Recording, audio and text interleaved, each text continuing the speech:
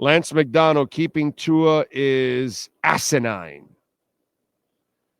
What's asinine is, listen, okay, whether you like Tua or you don't, or Jalen Ramsey or you don't, or Waddle or you don't, or Tyreek or you don't. Who? I'm missing one more big contract, Sean.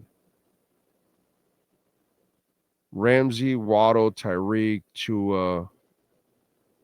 There's one more, right? There's one more giant contract they gave. What isn't there? Or am I did I get them all? I think you got them all because Armstead's retiring, so that would be another one, but that's it. Right. Yeah. I got them all. Yeah, because Austin Jackson, they gave him but that one. They said Chubb were you thinking Chubb? Chubb, yes, very good. Nice job by you guys. I love you guys.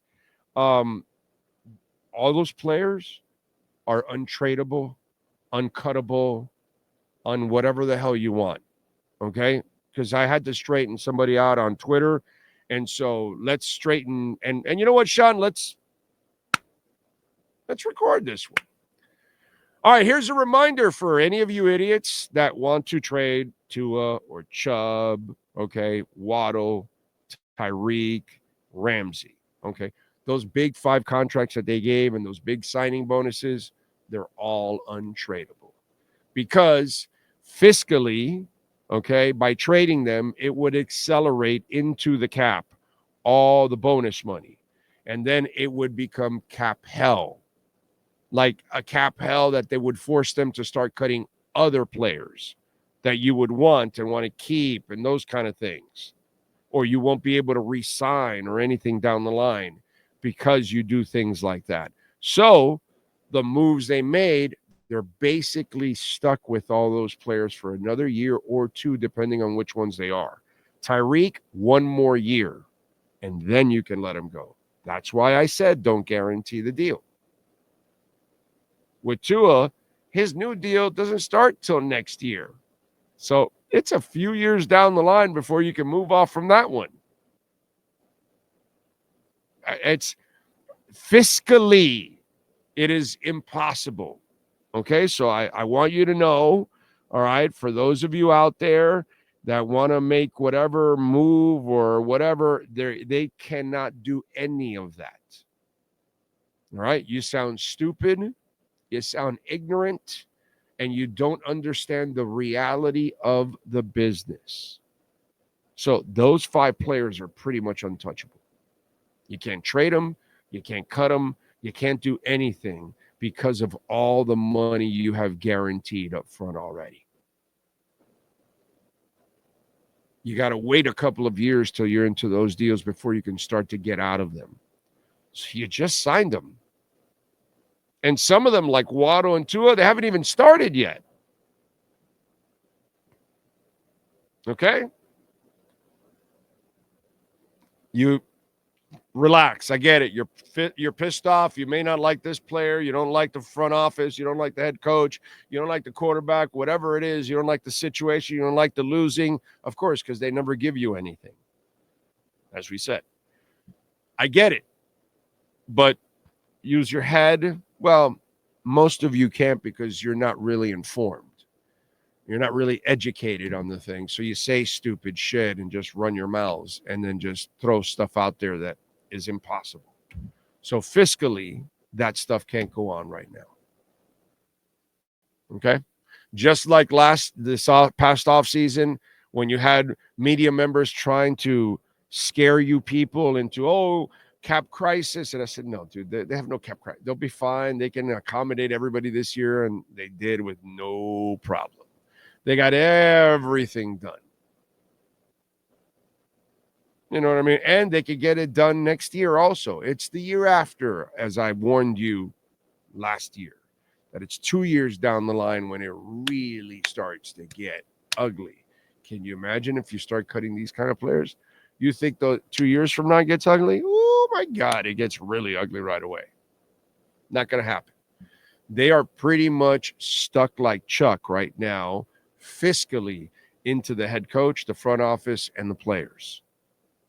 Right now, money-wise, they are stuck. Okay? And the owner has given out hundreds of millions of dollars right now to, when you talk about all those players, the coaches in the front office. It's a lot of money. You just can't flush it right down the toilet and start over. Just can't. So I'm trying to give you logic, okay? In this whole world of frustrations and everything else, take a step back. There are some things they just cannot do. And those moving those players, they can't. So you can't bring somebody new because they have to inherit that.